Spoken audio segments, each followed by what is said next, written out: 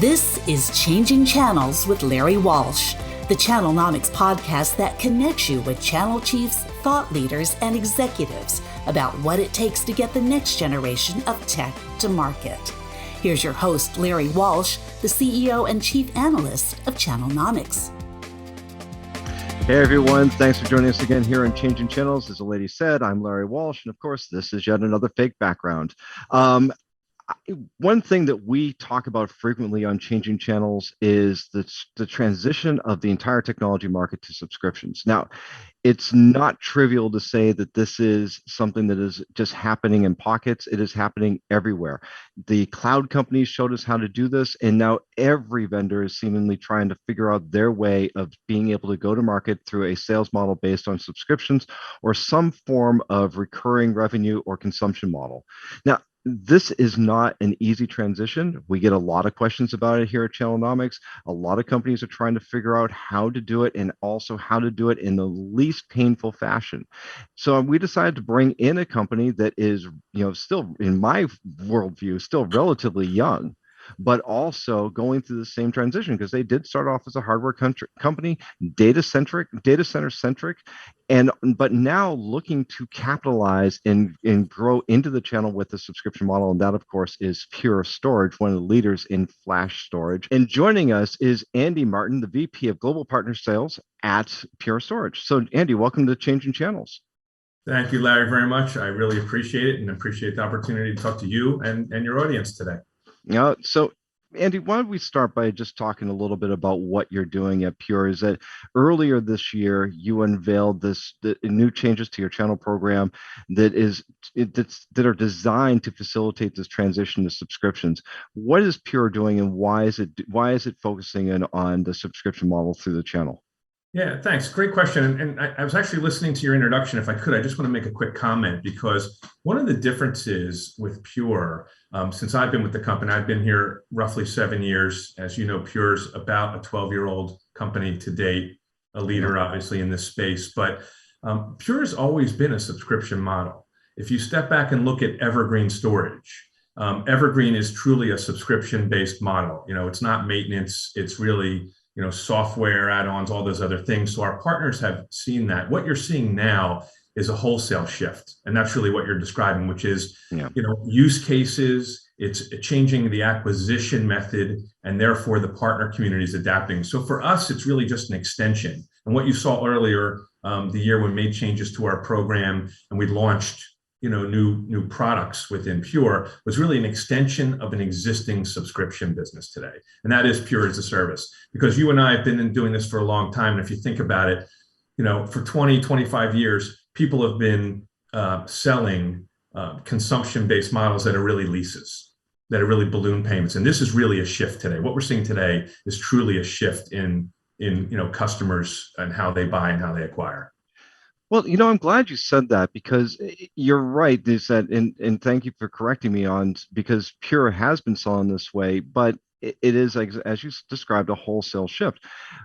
And you have seen this before in terms of companies selling on leases, or the early terms of device as a service, which is more of installment payments attached to hardware. But a lot of it before was maintenance and support subscriptions. And it seems as though that this is really just a transition to get the customer to more of a auto renew state, that this is no longer optional for them, that this is the way that they're going to consume everything from the initial product acquisition through the life cycle of the use. Is that about correct?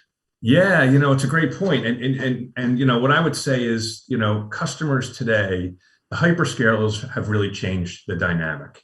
And, customers now, don't want to make acquisitions like they were making 10 or 15 years ago, which says, hey, I'm going to take a guess of how much storage I need, how much compute I need.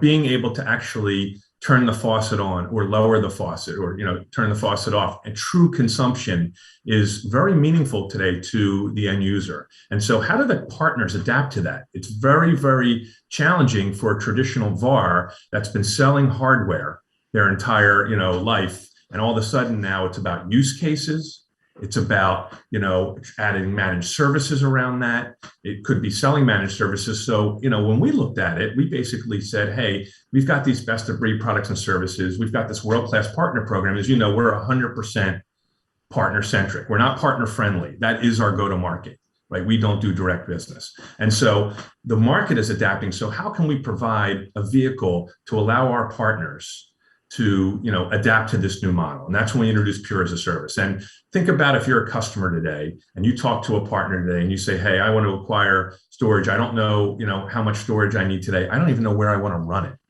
We now have the ability as a partner to say, hey, you can start with 50 terabytes. You can run it on-prem. You can run it in the cloud. You can move it back and forth each month. I can wrap my services around that. I can wrap software around that. I can wrap compute around that. It truly is a different way to go to market, and it's really consumption. And the differences between the leases and all those things you mentioned is, I always tell people, look at the exit options.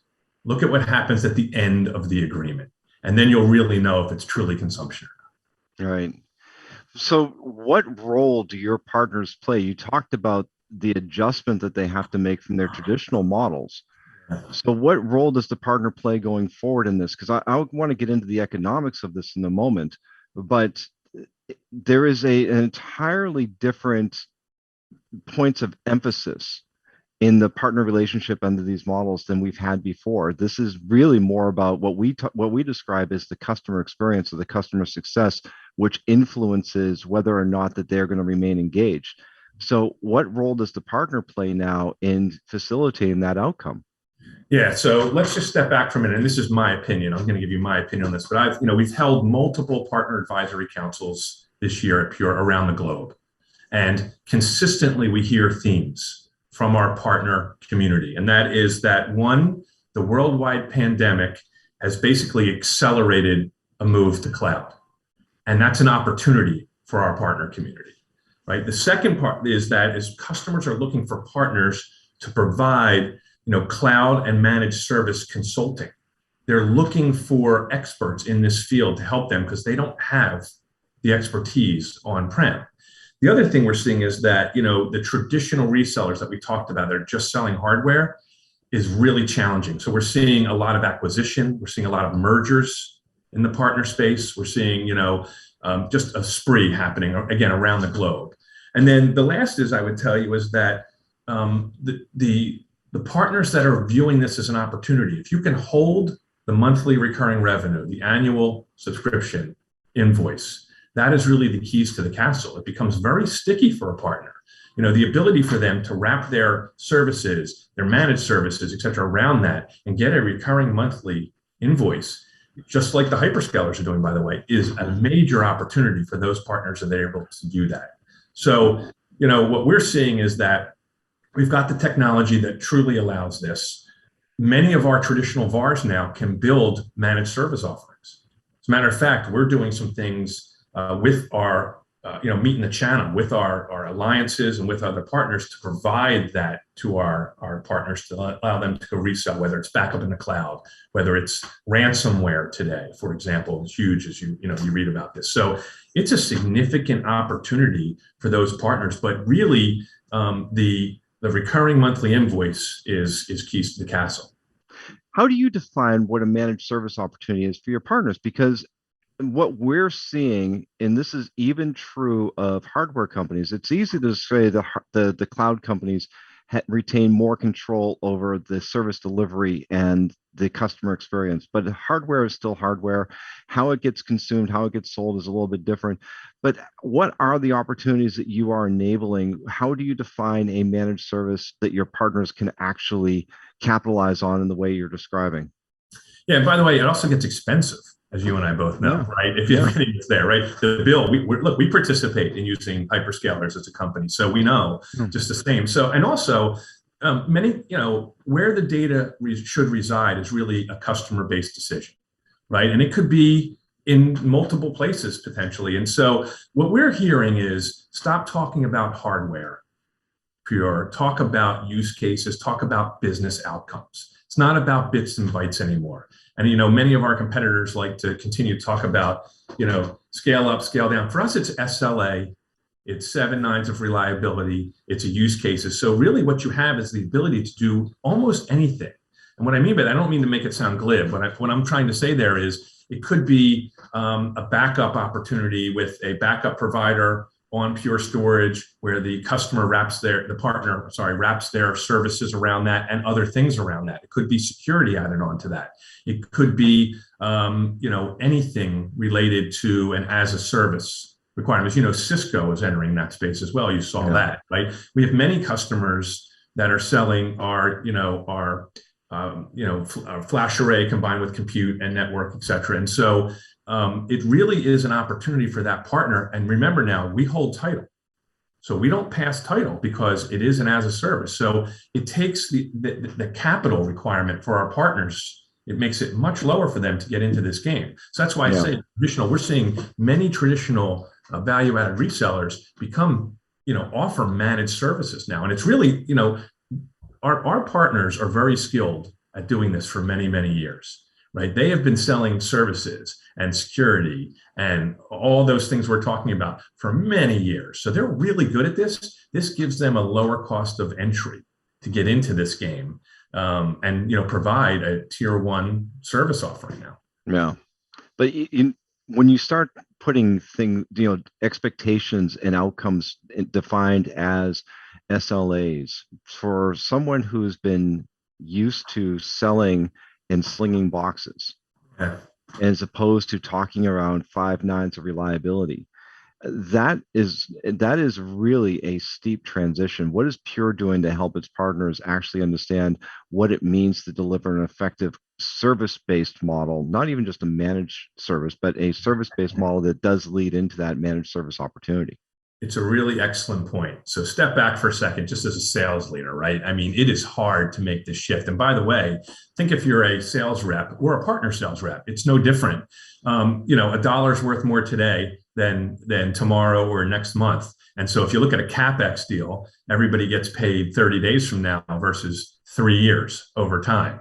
And so you're absolutely right. It's difficult for Pure, by the way, to make this change. And so one of the things we've always done as a company is our go-to-market, right, because of the culture is, again, 100% channel, is whatever training and education and development we do internally, we do with our partner community. There is no difference. So all of the training, all of the education, all of the how to sell subscription, all of those things is exactly duplicated for our partner community. It is no different. So we're not looking at we're going to train us one way and our partners another way. So it's a challenge, but it's an opportunity. And I think there's some very progressive partners out there that understand this, that see this. And again, most of them have been doing services for a long time, but the biggest challenge here is compensation, in my opinion. Yeah. Right. I mean, everyone is coin operated in the field. All of our partner AEs are traditional OEM AEs are. So it's really about, how. And in our world, if you look at our partner program, we've tried to build a program both on the front end and back end that compensates both the partner and the entity where they are not penalized. As a matter of fact, they actually make more money by selling as a service. And so that's what we've tried to do to help. So training, education, as well as a program that supports it. What you can't have is a program that says, if you sell CapEx, you make a tremendous amount of more money as a partner than as a service, right? It's conflicting. You have to have a consistent motion. Well, so since you brought up the compensation issue, let's dive into that, because the economics are different. That you don't necessarily, you're right, a dollar today is worth more than a dollar tomorrow, but the entire model, the entire services and consumption-based model is based around a dollar tomorrow. Or put more succinctly, it's based around a quarter tomorrow, and then another quarter, and then another quarter, and another quarter, until you have a dollar, $1.25, $1.50. We hear this from the vendor side all the time, is that there's this avoidance, or this, it's sort of like the vendors are seeking their own Northwest Passage, is that they want to see the benefits that come from the recurring revenue from that OpEx model, but they don't want to go through that trough, that transition period where they're gonna recognize less revenue today in hopes that it's going to be based on future bookings, that it will actually not only catch up with itself but surpass itself. How do you describe that process to your partners, and do your partners suffer from that same challenge? Everyone is suffering from the challenge. You just, I mean, I don't think you could have made it more succinct. That is how you just described. That is the challenge. But I will tell you that, put yourself in the customer's shoes. So doing an as a service transaction, typically, I said, everybody's situation is different, but typically costs more than a CapEx transaction. And it costs more because you have increased flexibility, right? You have the ability to turn up, turn down. So it is more expensive than a traditional CapEx solution, but it gives you a tremendous flexibility. So if you're a partner, right, the challenge is if you are in the business long term, if you're not chasing a comp plan and you're going to go somewhere every 12 months, which I think is very tiring, and you're building a career and a brand as a partner AE, right? This is a fantastic opportunity for you because you know what's happening. You know what's coming. You have customers that are built in. It's no different, Larry, if I step back for a second and I want to just talk about Evergreen. When we first introduced the flash array, it was you buy the flash array and you use it forever. And the partner said, well, wait a minute, we don't get the tech refresh anymore. And we said, you're right, but you get the subscription. Evergreen is a subscription. So you get that customer for life. And when partners started to figure that out, they said, wow, this actually makes sense. This is exactly the same thing now, but on the acquisition side. And so it's not easy. I don't want to kid you. I don't want to sit here and say it's magical, it's easy. So again, that's why we said, one, it's a philosophy. Two, if you're looking for long-term building a business, building a book of business, et cetera, and all those things that make you sticky, it's much better for the partner AE and the partner entity. And that's why what we try to do is supplement the other pieces with our partner program. And it has to be simple and it has to be efficient. And I'll give you an example. We introduced a Pura as a service entity rebate globally about 3 months ago. By the way, it's our fastest rebate ever in the history of our company. And that was entity based, and it's 5% back end for any elite partner on any Pura as a service opportunity. So I was doing some press in the UK, and they asked me to describe the rebate, and I just shared it just like I shared with you, and they said, well, that's it? And I said, yeah. And they go, it's that simple? And I said, it's that simple. It's not filled with 50 pages of what you have to do to attain it and get it. It has to be achievable. And so again, we've tried to keep it simple on both the front and back end and make it achievable. And so when you sit down and you look at the total economics of a transaction, right? And as a service transaction done with Pura for our partner community over the lifetime of that contract is far, far more beneficial for both the partner AE and the entity than it is doing a CapEx deal. Yeah. That doesn't change the fact that we've all been doing CapEx for our entire lives. And that's what we've been trained to know, right? Yeah. But, one of the things that partners will talk about, and that's this, I'm not pointing a finger at Pura, but it does happen with other companies, is that the shift to services and the consumption-based model also sometimes brings a shift in the economics where more of the profitability burden is put on the partner to perform, meaning that they, as you've said a couple of times, they get to add on their own services. Well, sometimes those services aren't as lucrative or they're harder to produce from the partner. It sounds as though you've taken that into consideration and balanced it out. Yeah, actually, when I'm referring to the profitability, I'm not even talking about their services. That's above and beyond everything. I'm talking about pure to pure. Yeah. So I'm not even adding that in. I totally agree with your comments. And so it's actually even more lucrative is what I would say. I'm focused on, so when we look at as a service today, it's really just another way to acquire pure storage, right? So it's not this shift. It's basically saying we're seeing a demand in the marketplace from both our customers, our prospects, and our partners. So this is a vehicle to allow our partners to acquire the technology. It's not, we're still selling CapEx. We're still doing operating leases. We're still doing, it's just another thing in the sales kit. Now that may change over time, depending on what the customer demand is and the market demand is, what our partners ask for, but that's how we view it. But I'm not including anything from a benefits perspective on their own services, their margin, because candidly, I don't know how they're doing it and what that's their business. But to me, that's add-on and even more significant. Right. Something that partners do look for is help with that business development. So within the subscription model, the subscription model is dependent on two things for success: customer acquisition and customer retention. And Pura does do demand generation and does do this with its partners. So how do you effectively help develop this book of business with your partners? How do you do this equitably across your partners as well?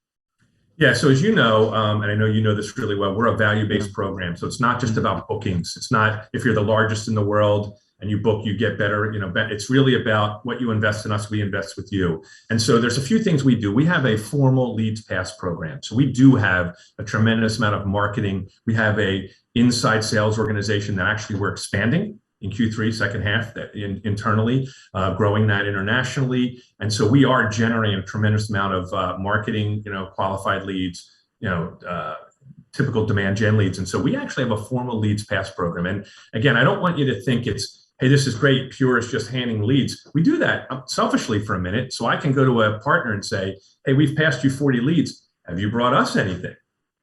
Right? It's currency. Right? It's actually our currency. And actually, we track our sales AEs. And again, this comes down to the culture of the company. Because we really do all of our business through the partners, we have sales teams, fighting for our partners. You don't typically see that in OEMs. You typically see the deal's getting aggressive, Larry, we should take it direct. That's what we see. By the way, that's my heritage, right? My previous companies where I came from, right? And that's just the nature of doing business. In our world, it's about, hey, I'm forming a relationship with my partners in the field. Let's go do business together. I'm going to pass you 10 leads. Can you bring us into one? Because here's the deal. We may be large, but our partners are far larger than we are, right? We have a few hundred sellers globally. Our partners have thousands, tens of thousands, hundreds of thousands of sellers. Our partners' installed accounts are net new logos for Pure. They have easier access to them than we do. So it benefits us to share those leads, to bring them into new accounts so they will bring us into their new accounts. And candidly, especially with what's happened over the last year and a half, it was much easier for existing business than net new business, right? Because of couldn't travel. You can't get in front of anybody. Nobody wanted to take a risk. Nobody wanted to change during this time. So that's really our culture of that. So we have a formal leads passing program. We literally track it live every day. I can pull up the data and I can actually pull it up by individual AE at Pure. And I can say how many they've passed, and the district managers play a role in that, the regional sales managers. So it's actually measured and tracked. And again, when there's success and great things, the partners love that as well. We have partners saying, how do I get into the leads pass program? How do I work? And it's really just a field-based, shoulder to shoulder go to market. Yeah. So, and actually, I want to mention one other thing you were talking about on our last question. I apologize, I just forgot to mention it, but about making it easier for partners on the subscription base. One of the other things we did recently this year is we waived insolvency for our partners, taking that risk burden off of them and putting it on us in order to help them, because think about it, right? If they do a whole bunch of as a service transactions, all of a sudden they have a potential economic challenge on their plate, credit issues and all those other things. So we actually waived insolvency as well to help the partner community. So did you see? So you said two things, and it sounds as though both were born out of the pandemic, not just the risk involved in it.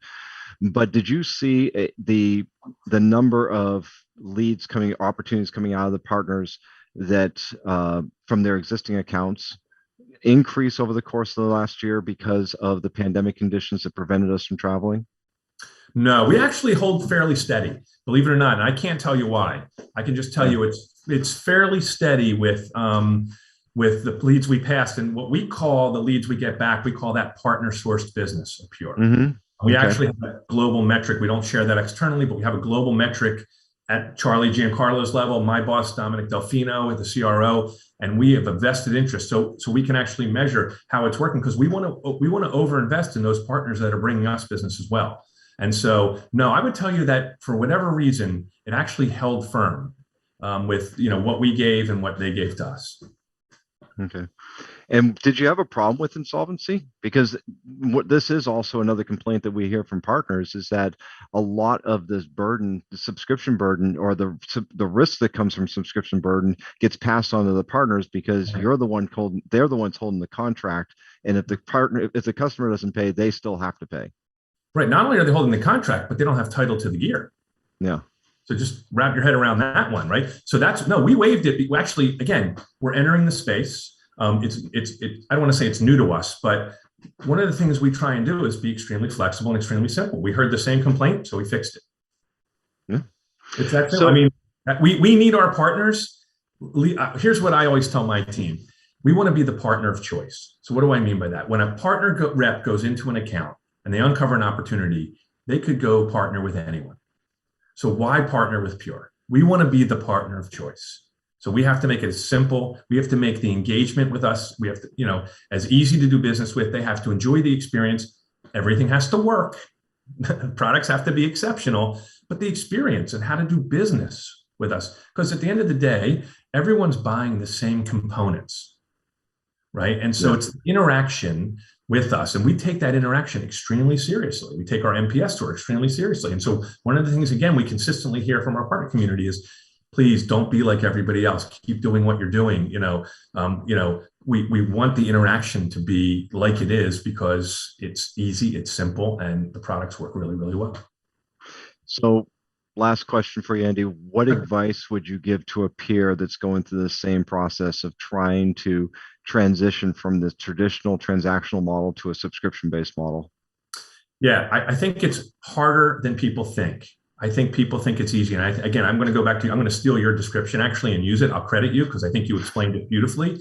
But I think it starts with your own organization. And what I mean by that is if your organization is not partner-centric or focused on the partners and the well-being of the partners, it's going to be very difficult because the easy button is to take these as-a-service deals direct. It actually makes it less complicated. And again, that's not our go-to-market, right? You don't have an insolvency issue if you don't do things through the partner.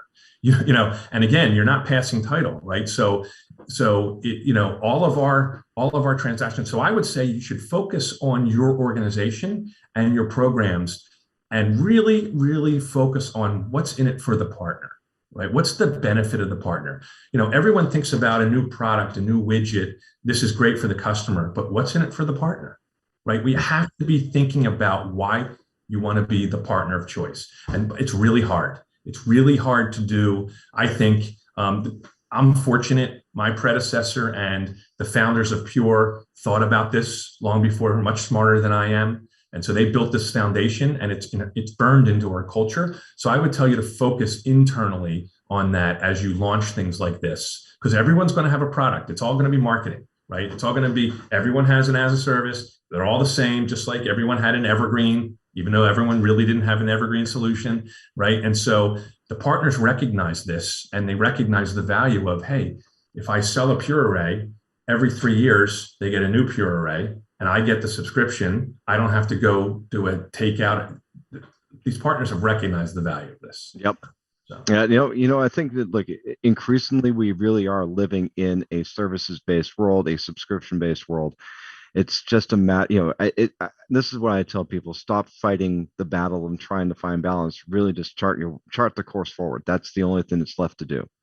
And Andy Martin, the Vice President of Global Partner Sales at Pura Storage, you are an example of how to do this well, and I think you guys are doing a bang-up job of it. So, I appreciate you coming on Changing Channels to share your insights and your experiences with it.